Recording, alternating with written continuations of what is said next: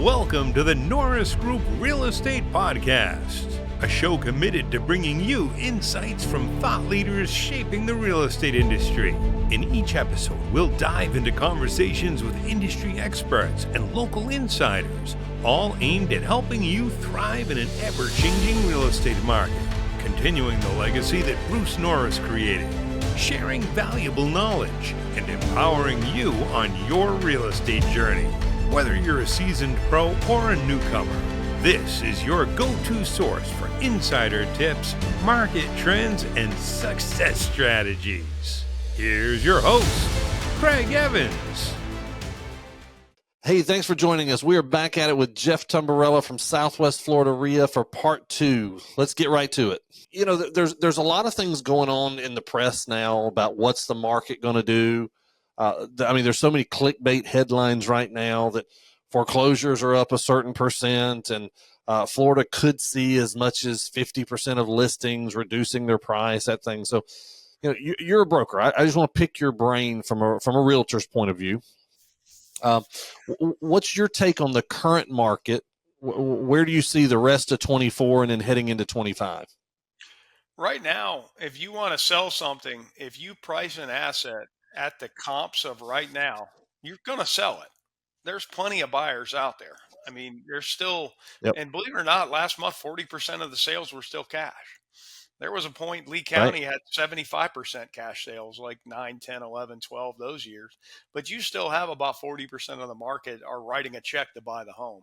That is such a different than 2005, which was about 5%. So it's just a different world that we're in. But when you look at going forward, if you price something within the comps, it usually sells unless you've got a major issue with it. But, and there are people wanting to buy homes. They just, what they don't need is the home priced at the peak of 2022. So, correct. And, you know, we're down right now, in my opinion, most assets 10 to 12% from that peak of 2022, which technically is a correction. 10% is a correction. You go another 10%, and that's technically a crash. 20% is a crash. Right. I was laughing. I'm like, if the whole market went down another 40 grand, technically that's a crash. Can we check the box and say we did it? Because there's so many people, it's called recency bias. They want to go back to 2008 because, like, you know why I know 2008 won't happen right now, Craig? Because I am ready. I would buy enough income properties, I'd never work again. And so my joke is the way my life works, whatever I'm ready for, it's always the pivot that makes me money. You know what I mean? It's so when you look at big picture, like foreclosures, we still track that. We still release that data. We had 71 last month in Lee County. So, and this is something that Bruce articulates so well, that what drives markets down are bank sales. Bank REOs are what causes negative price pressure.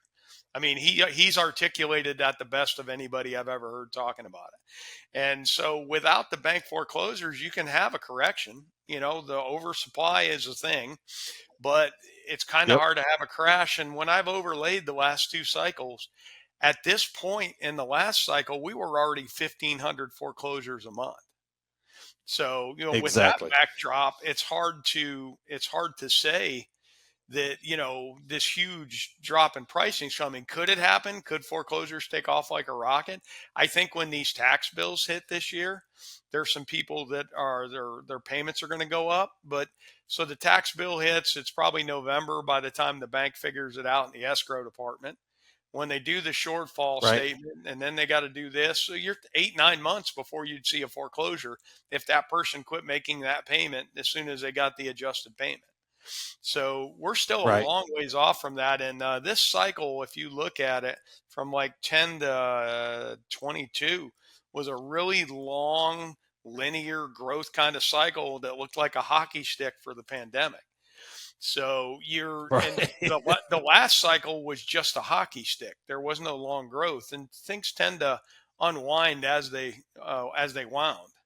Not perfectly. Every cycle is different in intensity and duration, but you're looking at a totally different cycle. And without a credit event, because 07, we were all here.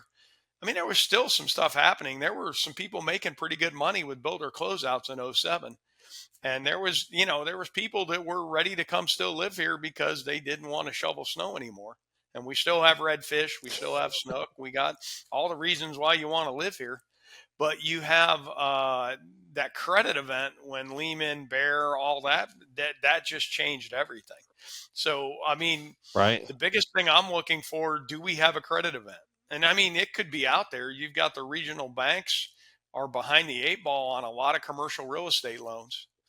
But, that's more the 1987 S&L crisis. That's not 2008. 87, that S&L Exactly. crisis was about big commercial. That's Gulf Harbor was one of the biggest foreclosures then. And I believe it was Ambassador Hoffman put a group together, took it down, and now it's one of the coolest places you'll ever eat dinner here, the club. So, but Exactly. beautiful marina too. But yeah, it's a different cycle. And as far as this year, I think the debates, I know we're not allowed to talk about politics, but I think that everybody that I know, we've been ignoring politics because I don't want to even think about what we're about to deal with. And the debates kind of put that front and center. And something I learned from my grandpa, he always told me, he goes, Jeffrey, you're never going to make big money in an election year, no matter what you do. People get scared. They don't know what's going to happen. So they start hoarding a little bit of money. They spend a little less. And I'm seeing that everywhere right now. So you've got an election year. Depends on how it goes. I always say as an investor, at the end of this election, okay, I'm going to take the tax rolls and I'm going to skip not the voter rolls. And then I'm going to skip trace what they own. And if one side wins, I'm mailing postcards to the other side. And if the other side wins, I'm mailing postcard to the side that lost. And, your candidate lost, sell me your assets for cheap. Basically some nice spin. But, you've got an election year. Honestly, the market's been going up for so long, I'm kind of shocked we haven't had a correction. So when's the last time you've seen, 12 years worth of growth, 14 years worth of growth? Yeah, it's an interesting time right now. And when you've got the amount of migration that's still coming into Florida, there's a lot of things at play that are still driving what this market, especially the Southwest Florida market, looks like, even as I'm talking about that, I guess, the median price in Florida has always kind of mimicked and followed close to what the national median is. What's your thought on that combined with inflation? What's the chance that the Florida market will dip below the national median price? In a way, I kind of wish it would, because the Southwest Florida, we're what I call the catcher's mitt. Okay, it's actually the best thing that could happen for us is a recession, because if you're in a bad recession, do you want to ride that out in Chicago or Manhattan or Boston or Right. I mean, those beautiful, cool cities, great food, people are amazing, but pretty high tax base. There's a lot there's a lot of government fees to function against. It's a lot cheaper to be here. And that's really what's always been going for us. It's a beautiful place. We've got the water, we've got the beach, we've got all the cool stuff. And also it's a pretty affordable place, especially when you take like the house I'm sitting in right now. Can you hear the nail gun going in the background at all, or is it not picking it up? A little bit every now and then. Yeah. My brother-in-law is a senior banker. He's a little bit younger than me. He's just turned 50. And I'm sitting in what will be his retirement home on the water, big pool home on the water in St. James City. And he's 50, bought a storm damaged house. We got him a really good buy on it and he's remodeling it. And my joke is as soon as he bought it, my boat's been on the lift since he bought it. So I kind of love having the ability to just drive out here and jump on the boat and go do a little fishing. But there's a lot of very well-to-do people that want to be here. More importantly, the money goes farther here. I mean, you can even talk about how bad our pricing is now, but then try and buy whatever house you're trying to buy here in Miami. Better yet, try and buy it in San Diego. You were talking about Lehigh Acres. It's interesting. Us. We with Douglas Brook Homes, we build a lot of homes each year, and it's been interesting to see the amount of people that are coming from Miami to live in Lehigh Acres and still work in Miami, because they can cut through the back and they can be back in Miami in 45, 50 minutes, but they're living for $350,000 to $400,000 for a home instead of, $750,000 to $800,000. Yeah, Golden Gate Estates got very expensive. I mean, and Yep. so a lot of them are trying to get a half-acre lot or as many lots as they can get together in Lehigh and just calling that their Golden Gate Estates. And cool part is there's plenty of places to eat and shop in Lehigh. I used to say the Lehigh was a lot like the North Cape in the last cycle.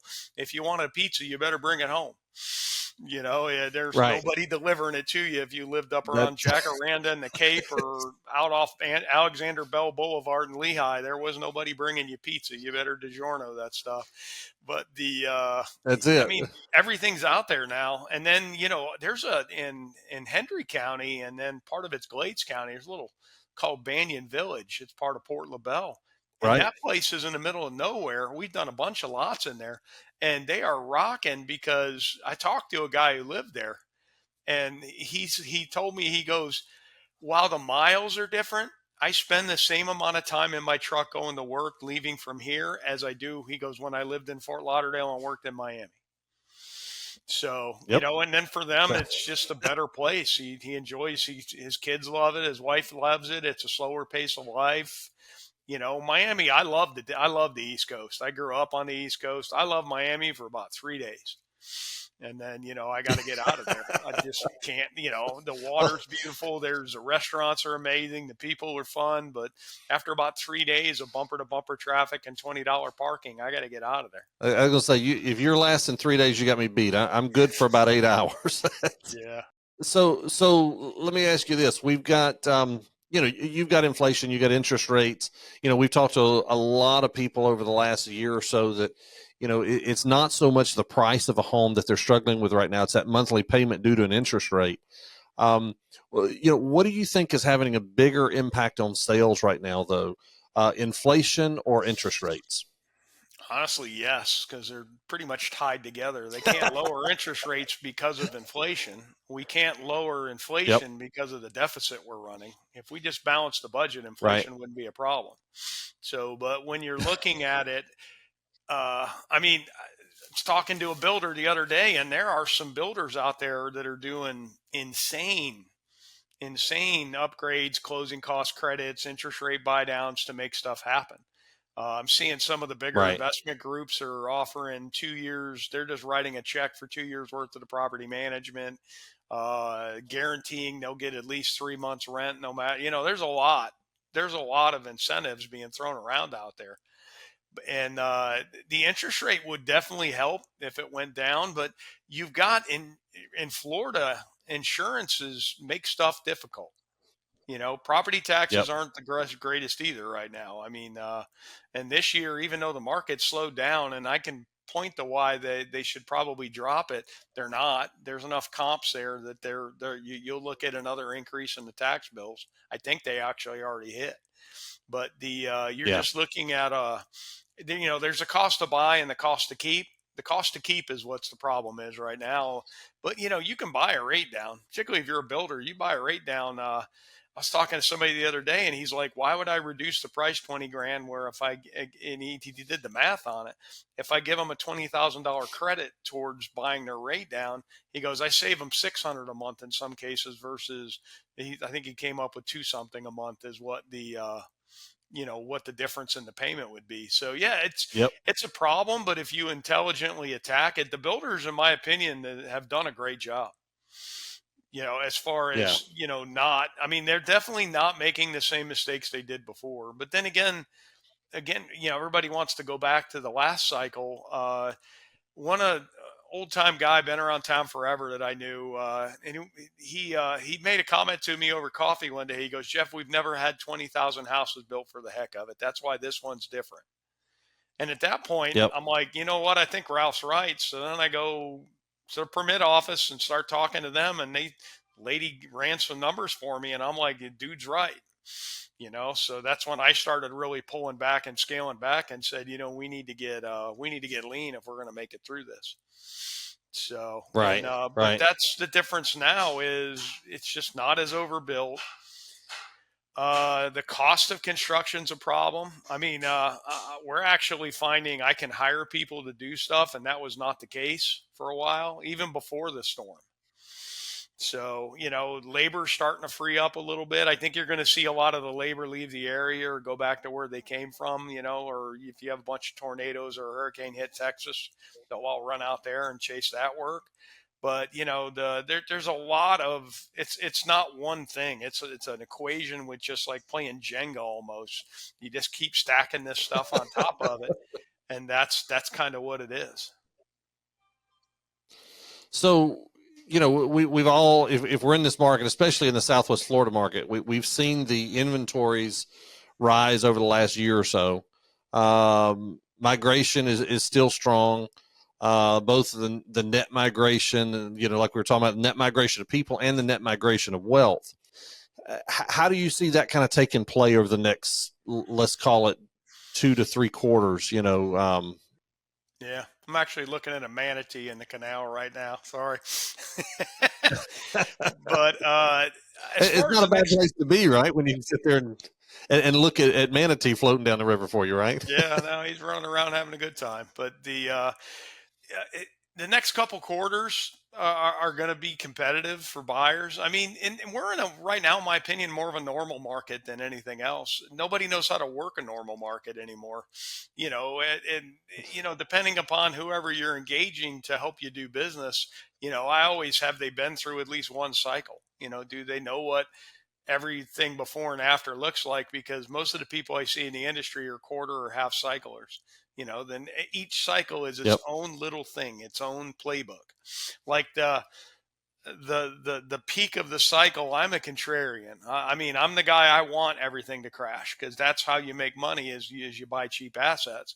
But I've always struggled at that top third of the cycle. What I learned was flip lots in that top third. So that's what, that was my pivot into the last cycle. Instead of trying to fit into everybody, I just started being my own buyer and seller and made my life so much better because I actually listened to myself.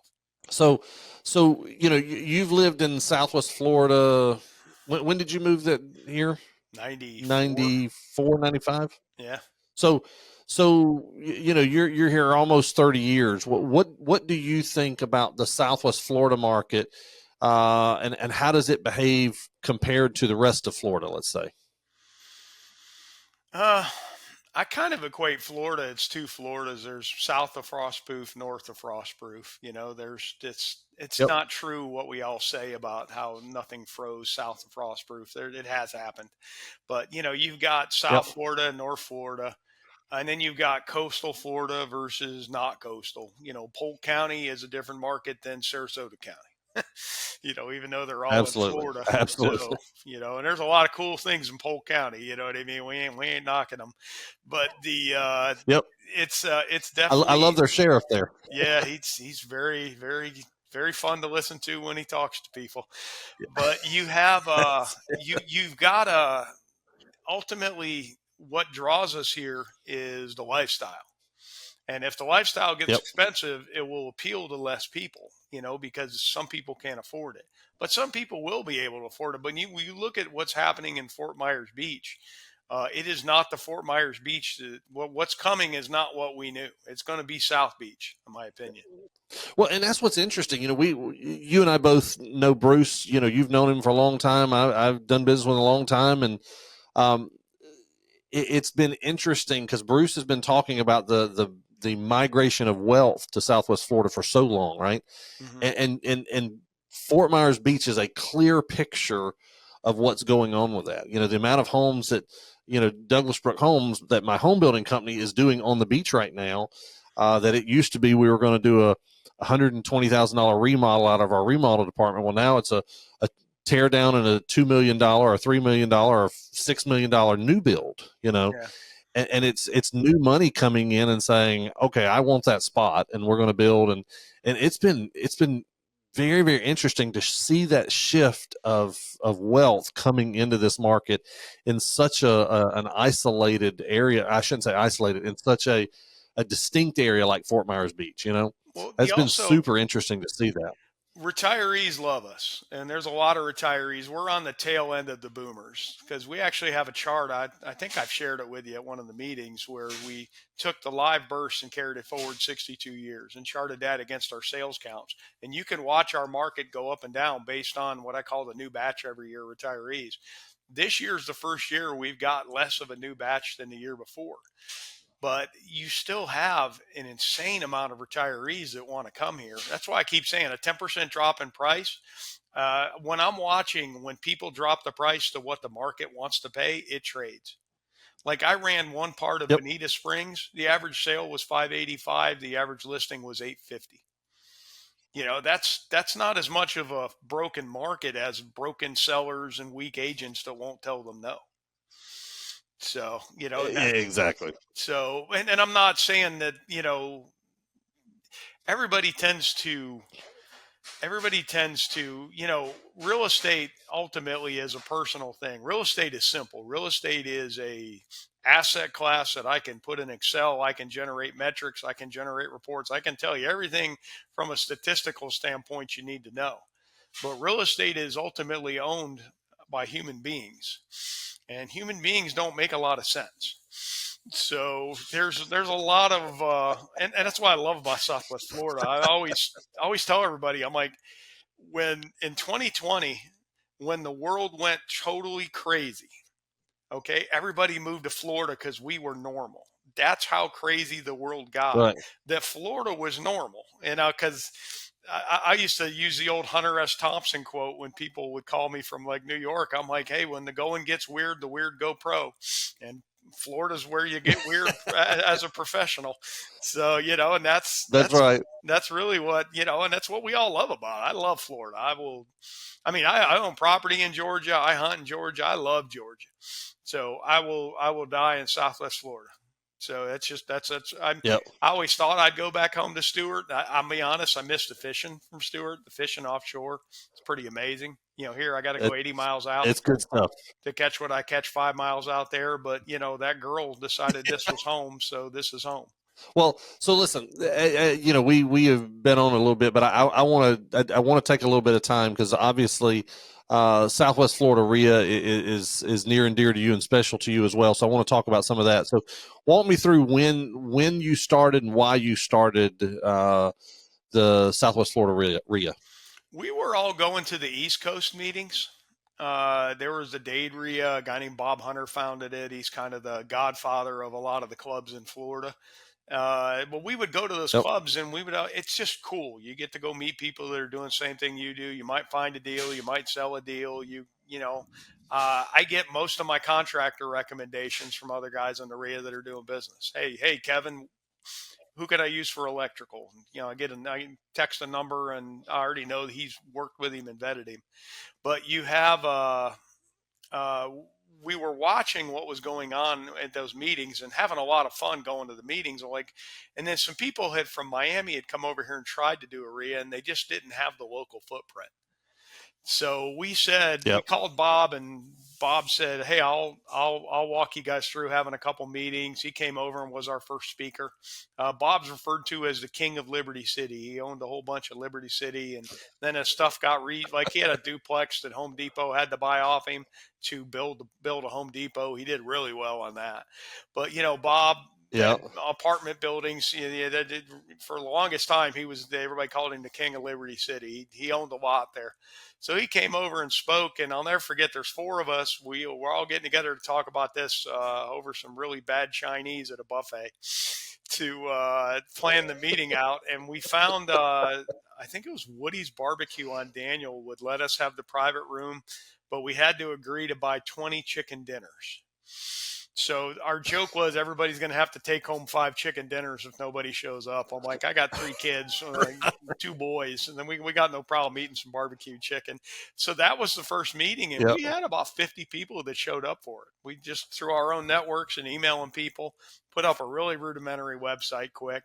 And ironically, at that first meeting, people were trying to join, and we're like, we don't even know what membership's about. We didn't even know what levels, what it was going to cost. So we had another meeting, and then we sat down and said, yeah, there's definitely something to this. And then started selling memberships. And that was probably January of '04.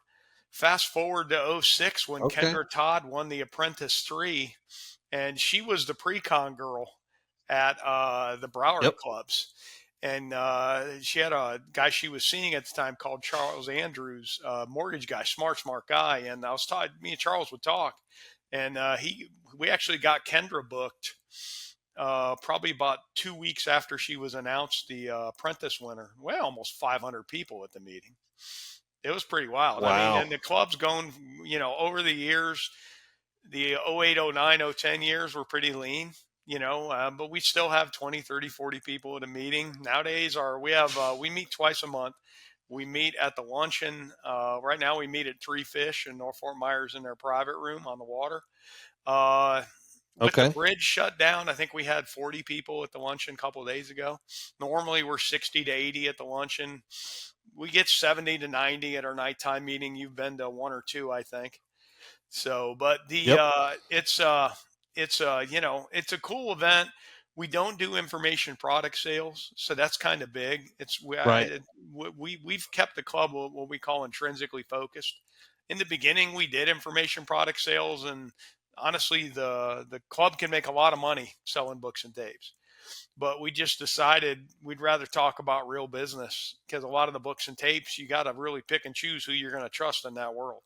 Well, I was going to say that's one of the things when I've been to your meetings, I really enjoy being there, and speakers are there to give information and to try to help build a community that builds this industry that we're in. So whether you're builders, whether you're an operator as a buy and hold, an investor for flipping, whatever it is, everybody's there to try to help each other. That's a cool thing that I've seen out of you guys, RIA there. So, I used to think we were, let me tell you something cool here. I used to think we were different, that we were than most of the clubs.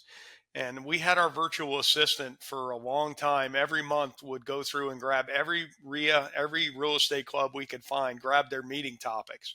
And she'd prepare a report for us of what everybody was talking about. So that's what we used to plan our meetings. And the downturn, except for the big, like major cities, nobody else, everybody's kind of on the same path we are.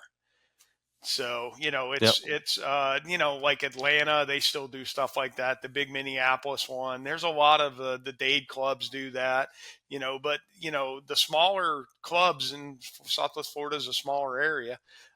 Everybody's what I call intrinsic. I used to think we were special until I got that report, and I realized I just hadn't seen enough people that, cause I'm on the email list of most of the big clubs, but it's more and more becoming the norm to not do information product sales that I see.